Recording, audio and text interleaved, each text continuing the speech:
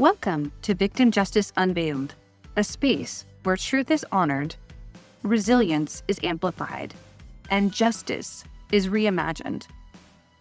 Here, survivors, families, advocates, and system leaders come together to navigate the complex path of healing, accountability, and reform. Whether you're watching or listening, thank you for joining us in this journey where voices are uplifted and change begins. I'm your host, Tamara Musolino. Let's begin.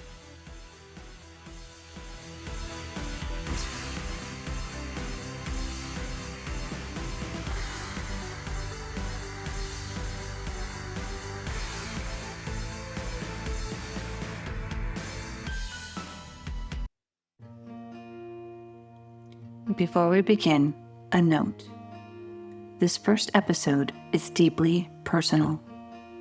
Dawn and Lynnette Vanderschoot share their story of their daughter, Justine, the story that inspired this podcast. We honor their courage, and we invite you to listen with care.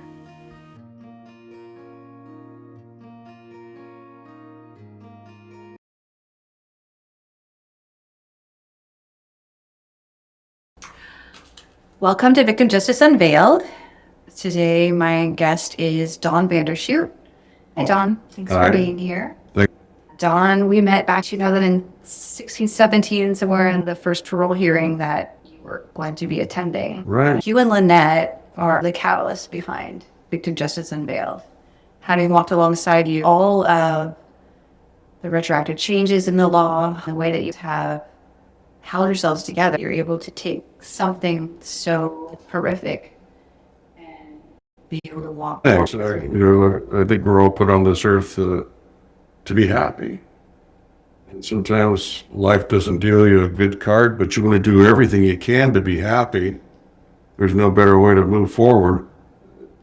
It's not good to move forward when we're all doom and gloom, but we tried to make something positive out of a negative issue, yeah. You've done a great job of that. I know you've helped a lot of other people along the way, and we'll talk more about that as we get into some of the segments today. First, I want to talk about GPS, which is the foundation for Victim Justice Unveiled guide, process, and support. Talking about some of those guides, back in 2003, Justine went missing. 2005, her perpetrators, her murderers, were convicted of a plea agreement that they had made with the district attorney's office. The boyfriend, Daniel Besmer, convicted of 25 years to life. And Brandon Fernandez, convicted of second-degree murder of 15 years to life.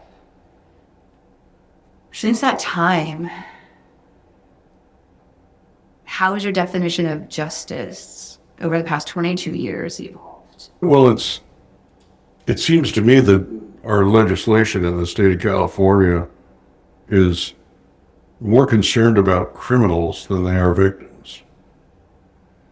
There's no one in their right mind would pass a law knowing that it was going to affect families that have been through a horrific crime 20 years later, have to go back to court for the same crime.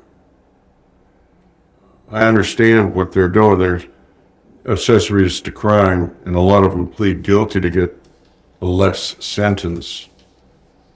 But at least look into the evidence, because if someone's got a boatload of evidence against them, guilty should probably be a likely verdict.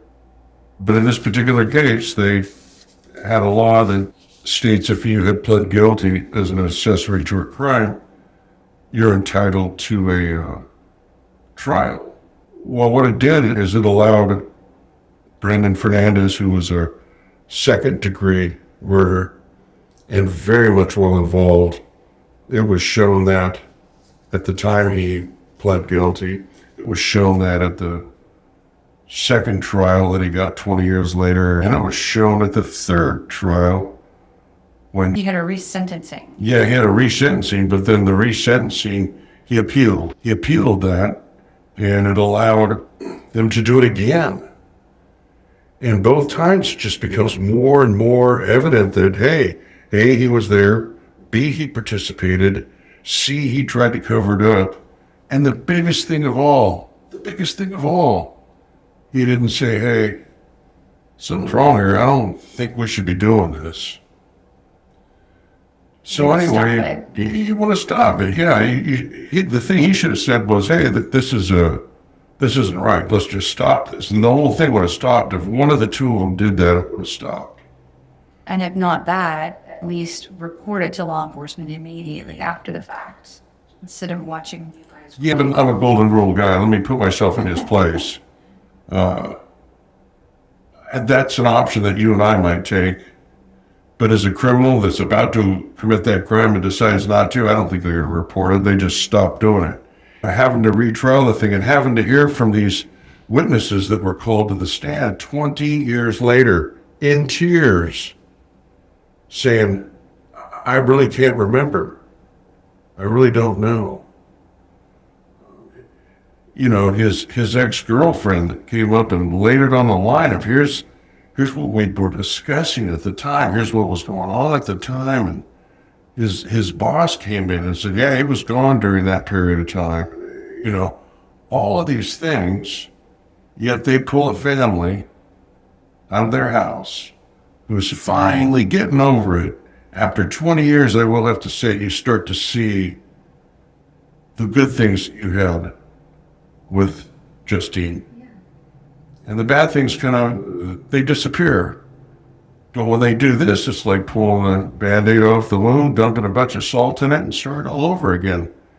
And it's just, it's horrific what the state of California has done with the similar laws. Laws that are actually retroactive. And the timeline of those laws and the implementation of those and Justine's murder to today, it starts in September of 2003 when Justine went missing. There was the sentencing in March of 2005, the original sentencing for the plea agreement. Then in 2017, one of the Youthful Offender Acts took place, meaning Brandon Fernandez was eligible because of those retroactive laws. What I find interesting is that when I hear legislators talk or even the media talk about those laws, they talk to the parole hearing still having to take place. But what they don't realize is what you just shared with us is having those parole hearings take place requires a family member to be a part of those parole hearings. Let me take that back. It doesn't require you to, but it invites you. Sure helps to be there. Exactly. She can't speak for herself. Have you ever thought about not going to any of those hearings? I've been serious thought about not going to it. You know, and I honestly think that the state of California has opened that too. They've beat their citizens and their victims to death on how we can help criminals and how we can criminalize your victims. They actually want me to feel bad for this guy that's been behind bars. Here's the bottom line. If going to these parole hearings or these retrials or going to anything to do with get out of jail, if it's going to bring my daughter back, I'm all about it. You know as well as I do, it's not. So as long as she's not coming back, she's not going to come through my front door, those guys should not be eligible to go through their front door either. They're done. Put them in jail. Some of the stuff they say during their, post-trials, it's just amazing. And the fact that they get two chances at it, the second chance, they were so coached. Yeah, you're referring to Daniel Besmer's first parole hearing. My God, he said stuff that was so damning, they'd never, ever let him out of jail. That statement. And that statement was that if I didn't kill her, I would kill someone within the next 10 years. And we all just looked at one another, oh my God, this is crazy. Since the audio of that particular hearing went blank, for some reason the state had that all messed up. They had another parole hearing, A redo. a redo, totally disregarding the first one. There was that comment and several others that were never made. It was coached. So that statement was lost forever. Yes. I would kill someone in the next 10 years. Right. Had I not killed Justine. What COVID did is it found an avenue for them to do this on video. And you can do it over Zoom and whatnot. The guy can sit in the prison somewhere and talk onto a microphone like I have here and be on a camera. And you can listen to him while you're in the courtroom. Or in this particular instance, it was the DA's office. Placer County is wonderful. They stand behind their victims. They're victim advocates in a big way. And you're a part of that. It's honored to be. The problem with it is the laws are working against them. They want to let people out of prison. It's a human issue. How do you want to treat your brother? You want to drag him through that again? You want to let these people out of prison when there's absolutely no reason, no rhyme. But you want to let these people out of prison when there's absolutely no reason, no rhyme. But it's just, I feel sorry for him. He's been in prison for a long time. Well, how about feeling sorry for Justine? She's been dead a long time. About her family. They've been grieving that for 20 years now. You're going to drag us back to court and let us know that these guys are getting out of jail? Not a victim-centered system. No, careful who you vote for. There are so many laws that have come through, they particularly relate to Justine's case alone, are hard enough to understand. And I think the one where it deals with the felony murder rule, they call it, that one I can understand a little bit, because why it was actually created is for an accomplice that maybe didn't know what was going on. In Fernandez's case, he absolutely knew. Not only did he know, he participated fully. We've known this since day one.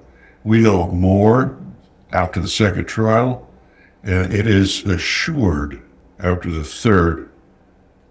All the above. He was there. He participated. He lied to cover it up.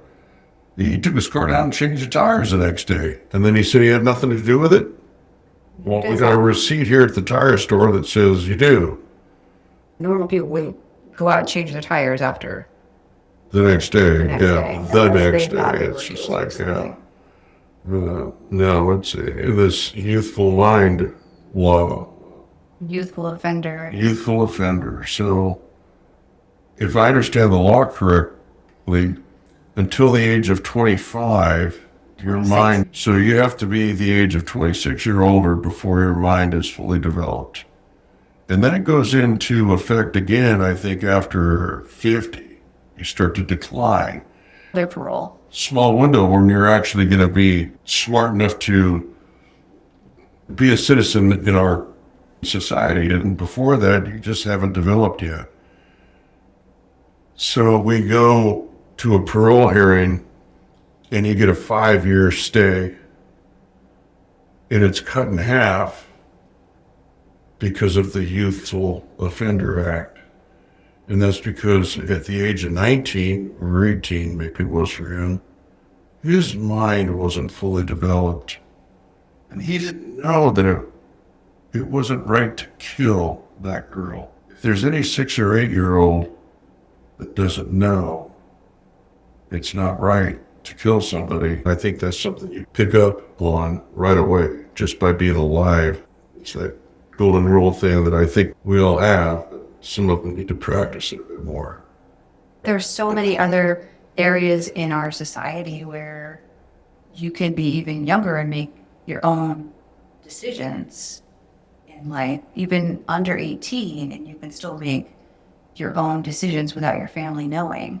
Right. But yet, you're not developed until 26. So I appreciate that our legislature is trying to not incarcerate individuals to just lock them up, but at the same time, they're not really fully considering the ramifications.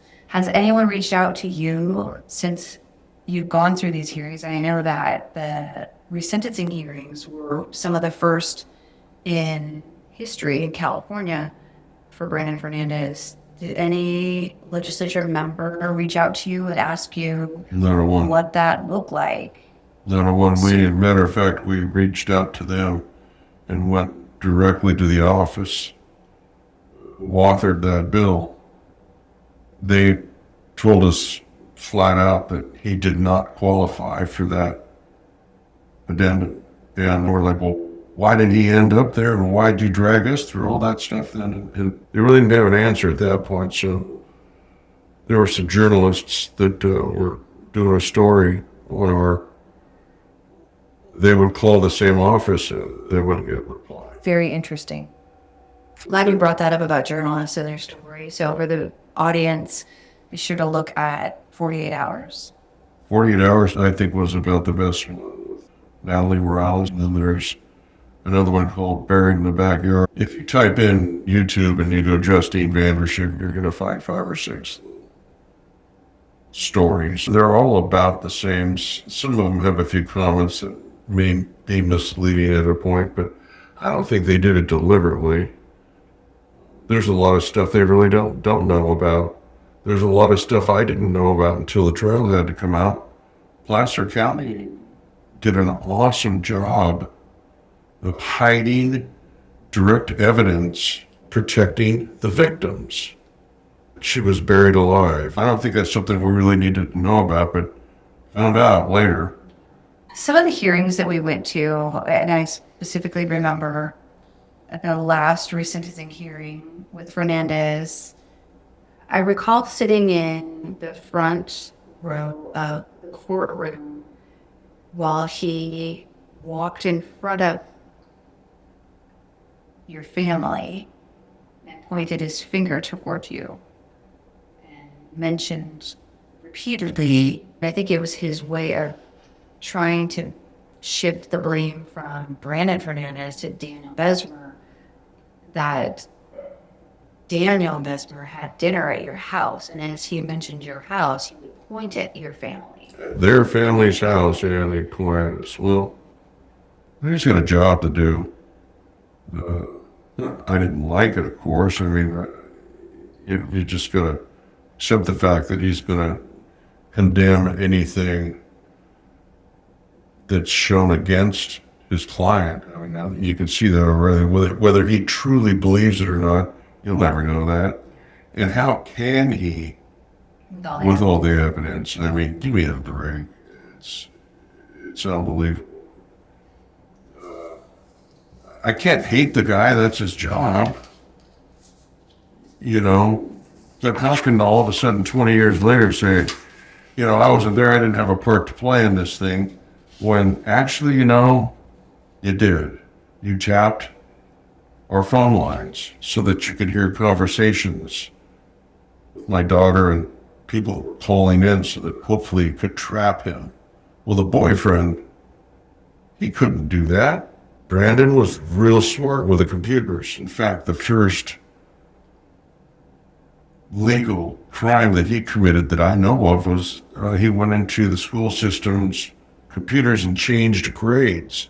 That's how, you know, this guy was only in the 10th or 11th grade. How the hell can he know that much about a computer at that time?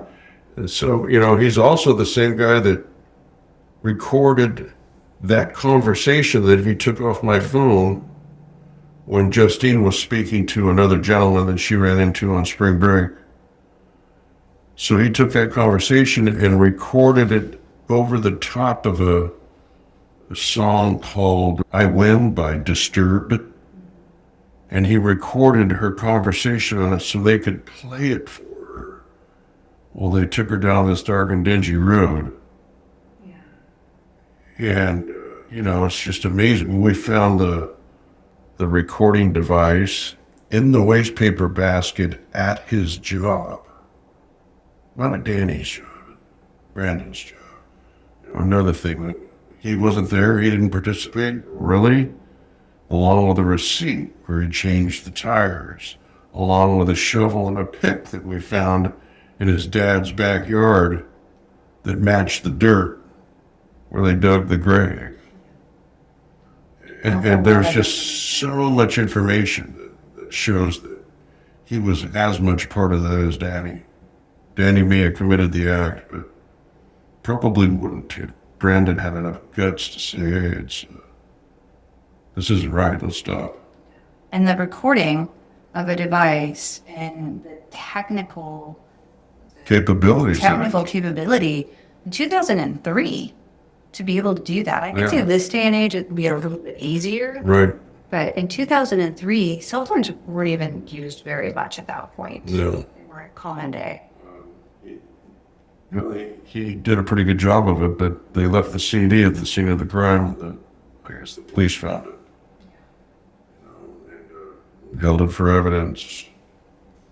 Daniel Besmer's first parole hearing, we're there, here in the room. He is on a screen with his attorney on another screen, and the commissioners, the parole board, are asking him questions about. So they always start out at the beginning.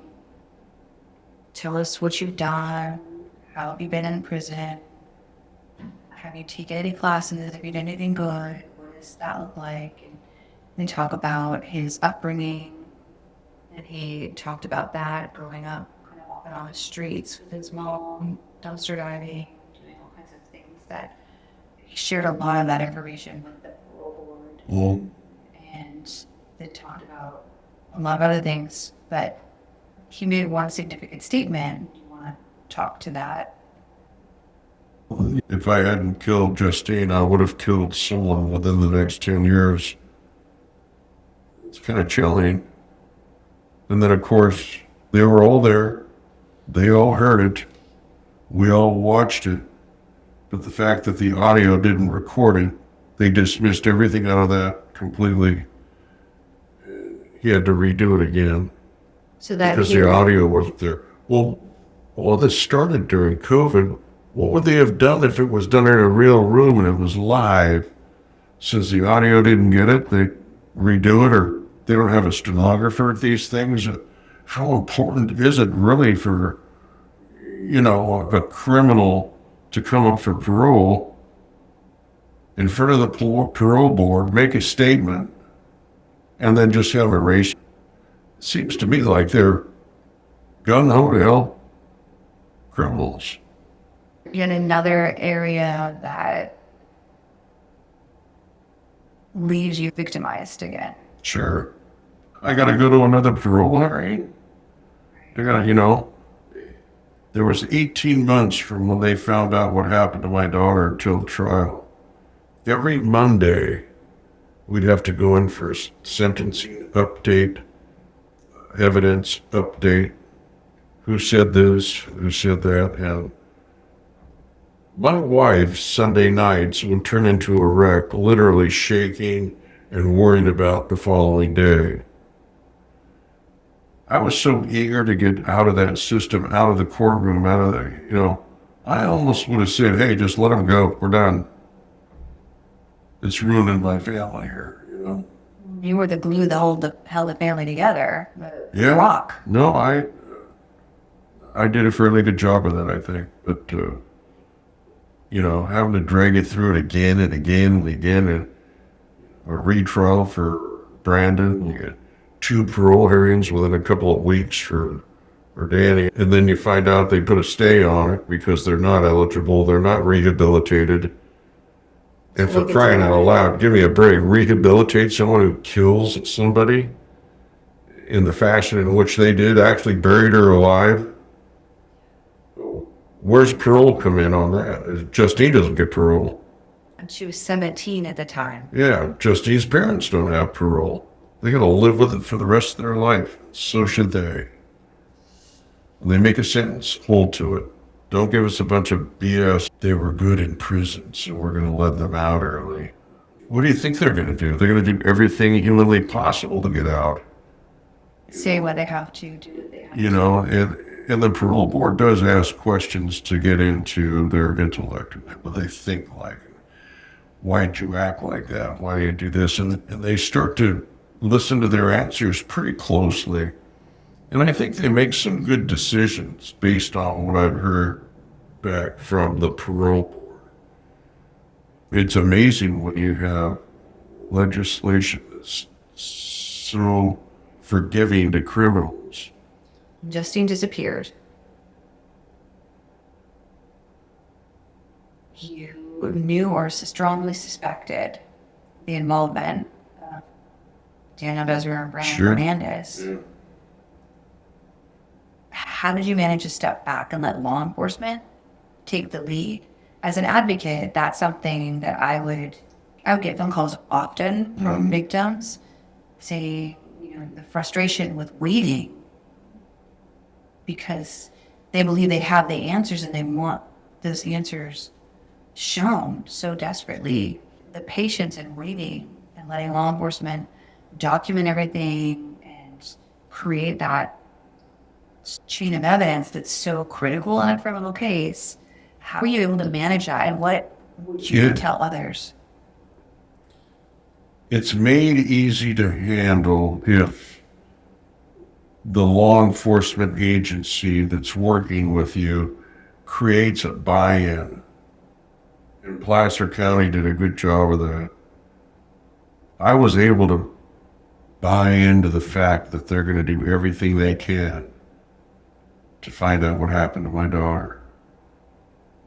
I'm not saying I didn't do a few things on my own during the trial. Placer County creates an environment of trust, and they have a level of buy-in that I took on, totally trusted them.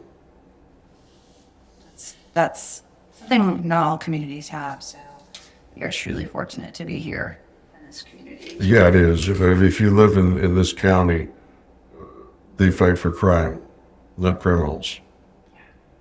Absolutely. Even though the state does.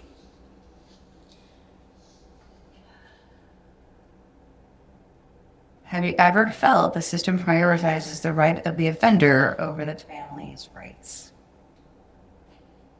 Yeah, with all these new laws that they're coming out with, I just can't see how they can pass these things into legislation and legislation pass them and have it affect the victims after so many years. What gives them that right? Court's done, trial's done, sentence made, thank you, we're finished. Should be some kind of ending. Did I want the death penalty? Absolutely. But I also wanted to, in a worse way, I wanted to get my family out of there. My wife is a wreck. My daughter, who just started college, was just unable to stand up, actually. She just weak in the knee, wanted to cry. Just, my God, She lost her best friend. Get me out of here. Yeah. So I'll take the plea based on that alone, and then right back in the middle of it. I've always said that as a victim, this type of crime, whether it's a crime or whether it's not, if you lose a loved one that close to you as a child, you lose your child, it's horrific. And the one thing you have on your side, and hold it dearly, is time. It really does work. That's the way I look at it. You start to think about the good stuff. The bad stuff goes away. You've done an incredible work in the community. You talked to Lynnette a little bit about the fundraising that you were doing in the earlier time frame after Justine was murdered to you were just on the board of the Foster Justice Foundation and a part of the Empower and Resilience Project through the DA office. A lot of advocacy. She'd mentioned you just came from the first Victims advocacy for the state of California was put on by 3 counties. It gives us a chance to meet our legislators, and it gives us a chance to see how laws are made, how they're passed, and how they're authored, and this sort of thing. If you could redesign one piece of the justice system for victims, what would it be? When you sentence somebody to crime, hold to it.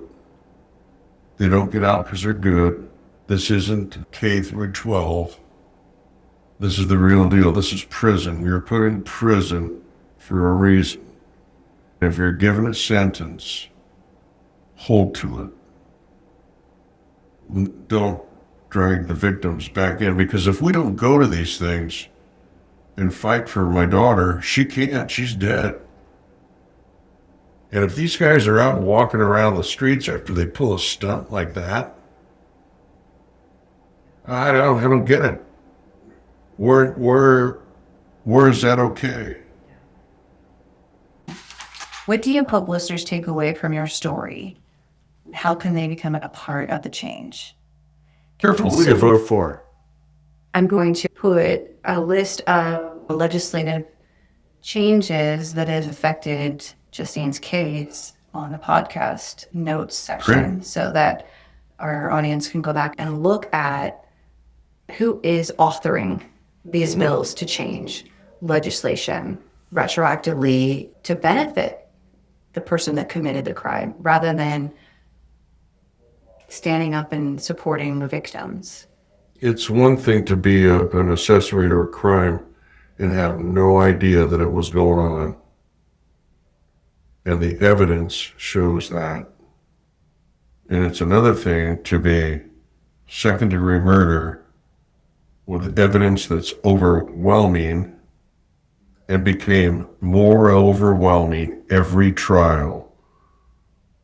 Every single trial. I'm going to tell you how to go through it. And what's interesting is I wonder what kind of system is in place for inmates to petition to have that hearing. So if just because you were convicted of second-degree murder, does that open it up for anybody and everybody? What kind of system is in place for inmates to petition to have that hearing?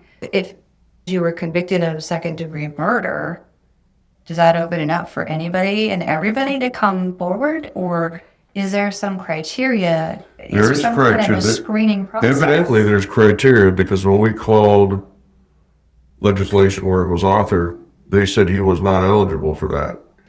But then that was the last phone call that we ever had answered. No one had called us back, no answer anything further than that, because they know that law left loopholes for guys like this. I mean, it's one thing if I'm driving down the road and I pick you up and you say, hey, let's stop at this AM/PM here. I need to get a pack of cigarettes or something to drink. So we pull in and I stop. You run in and unbeknownst to me, you're holding the place up. You come back out, get in the car, we happily drive off. 5 miles down the road, we're pulled over. Guess what? I'm now an accessory to a crime that I had no idea happened. It makes sense to have the law. That's why it's fair. That does happen.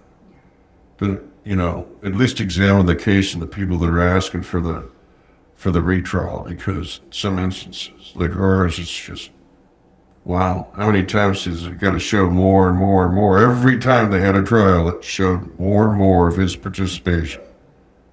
And you had to sit through more and more evidence, despite not wanting to see that from the get-go. Yeah, a lot of them, they would point to us so we could look down.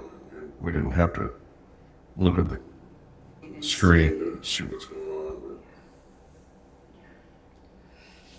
on. I'm there for her until I die. She can't speak for herself.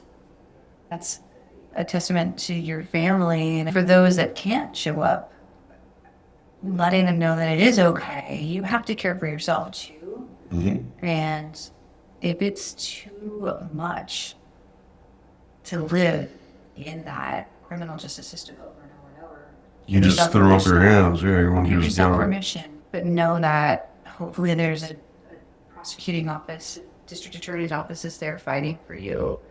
I know we got that in this county here. Proving it again and again and again. Justine goes missing. There are search parties, there's media, there's this hustle and bustle of trying to find out what happened, where she is, who did it. Then it transitions into the courtroom, and you're there, as you said, day in and day out, pretty much weekly basis, checking in, families having to go through this over and over and over. And finally in 2005, there's a sentencing. And that sentencing There's a moment where you can finally breathe. A little sigh of relief. I don't know. First off, everybody grieves differently. Grieving is a fingerprint. Not one person does it the same. For instance, let's get these pictures down. Every time I walk into a room and see a picture, it breaks my heart. My wife says, no, I want the pictures up. Let's find more and put them up. Well, I felt I was the stronger of the two, so go ahead, put your pictures up. She went through a good 5 years of counseling. So is it ever all over? Is it the sigh of relief? When does it come? And I can honestly say it comes 18, 20 years later when you start to think all the bad things go away and you think and remember the good times that you had, the good stuff that went on. And it actually does start to happen. And then they throw the walleye. They do that as just pulls the Band-Aid right back off. And do you ever really get over it? I don't think we'll ever get over it. It goes back to be careful on who you vote for. Well, there's a lot about the system that people don't realize, too. Every county is different. Some counties have more resources than others, some have more crime than others. So there are a lot of things that all play a part in the justice system. But for you, I think just constantly being pulled back into the system. If you've gotten to that point yet because of all the retroactive hearings that have taken place. We started to get there, at least I did in my mind. Like my wife and I will always talk about it. There's always going to be a spot, in our hearts that are sore. But as far as getting over it completely, I don't really know that you do. You kind of learn how to live with it, It's just it's a horrific thing. It's a bad deal. But most people, when they have a crime like that happen, there's generally a divorce. We've been very fortunate. 45 years with my young lady that I married right out of high school. We've been able to keep things together through all the bad things too. And I honestly think it depends on how you handle situations like that on your relationships with your closest peers, like your wife. Well, that give and take, right? Knowing that she wanted the pictures up, you wanted them down, but feeling that you could accept having them up easier than she could accept having them down. Right. And that compromise that it takes in a relationship. I walk in and look at it and I go, okay, they're there, I just have to look at it differently. What advice or encouragement would you give someone just beginning their journey in the criminal justice system as a victim? Know your laws, and prosecutors for your particular case should be telling you the laws. And advocacy is very important because for me, a high school graduate, you're going to go out and hear some words and language that you don't have any idea what they mean. And advocacy should be helping you with all that. And I think that Placer County shines with their advocacy here. We were kept in the loop. Any questions I had was immediately answered, and that sort of thing. Again, back to the way you grieve is the way you're going to hear these court sentencings, the hearings, and all of that stuff too. A lot of people grieve with emotion, so they're looking at the shoes that they're wearing. Is he smiling? And he doesn't look like he's cleaned up with her. They're laughing back there.